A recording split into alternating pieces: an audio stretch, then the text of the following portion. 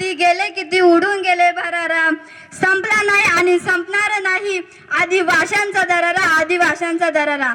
सन्माननीय व्यासपीठावरील मान्यवर वंदनीय गुरुजन वर्ग आणि येथे उपस्थित जमलेल्या माझ्या मित्र मैत्रिणींनो, सर्वांना माझा नमस्कार। आज मी तुम्हाला जागतिक आदिवासी दिन आणि राघोजी भांगरे यांच्याविषयी 2 शब्द सांगणार आहे, ते तुम्ही शांतपणाने ऐकावे अशी माझी नम्र विनंती। आदिवासी म्हणजे या भूमीचा मूळ रहिवासी, हा तो समाज आहे ज्यांनी निसर्गाला आपले सर्वस्व मानले आहे। आपण जेव्हा पर्यावरणाचा समतोल आणि निसर्ग रक्षणाच्या गप्पा मारतो तेव्हा आदिवासी समाज पिढ्यानपिढ्या प्रत्यक्ष जगत आलेला दिसतो।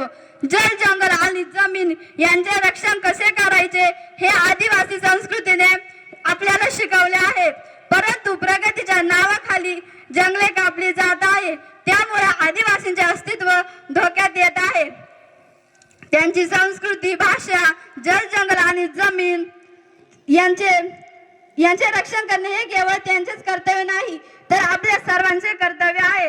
ज्यांचे नाव ऐकतात आपल्या अंगावर रोमांच शहारे उभे राहतात आणि छाती अभिमानाने फुगते, ते नाव म्हणजे क्रांतीवीर राघोजी भांगरे। यांच्या शौर्याला आणि बलिदानाला अभिवादन करण्यासाठी मी तुमच्या समोर उभी आहे।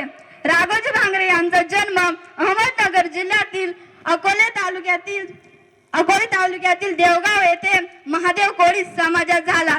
ते देशभक्ती आणि अन्यायाविरुद्ध बाळकडू ते त्यांना त्यांच्या कुटुंबातूनच मिळाले होते।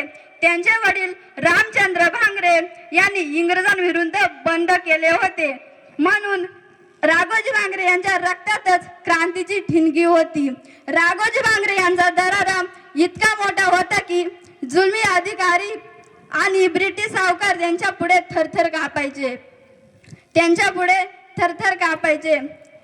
ब्रिटिश सरकारने त्यांना पकडण्यासाठी मोठे बक्षीस ठेवले होते, परंतु सह्याद्रीच्या डोंगर रांगांचा संपूर्ण अभ्यास असल्यामुळे ते इंग्रजांच्या तावडीत सापडले नाही। परंतु 2 मे 1848 साली पंढरपूर येथे विठ्ठल दर्शनासाठी आलेले असताना त्यांनी इंग्रजांनी पकडले आणि देशद्रोहाचा खटला चालवण्यात आला।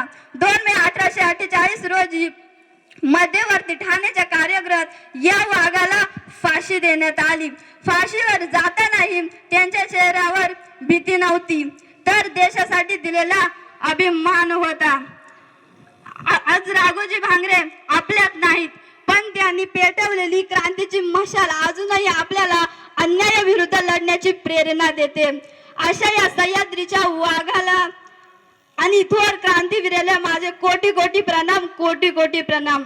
शेवटी एवढेच म्हणेल, सह्याद्रीच्या कड्या कपऱ्यात शौर्य ज्याचे गाजले, सह्याद्रीच्या कड्या कपऱ्यात शौर्य ज्याचे गाजले, जुलमी इंग्रजही त्याच्या नावापुढे थरथर कापले, जुलमी इंग्रजही त्यांच्या नावापुढे थरथर कापले।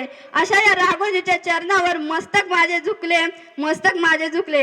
एवढे बोलून मी माझे 2 शब्द संपवते। जय हिंद, जय महाराष्ट्र, जय आदिवासी। धन्यवाद।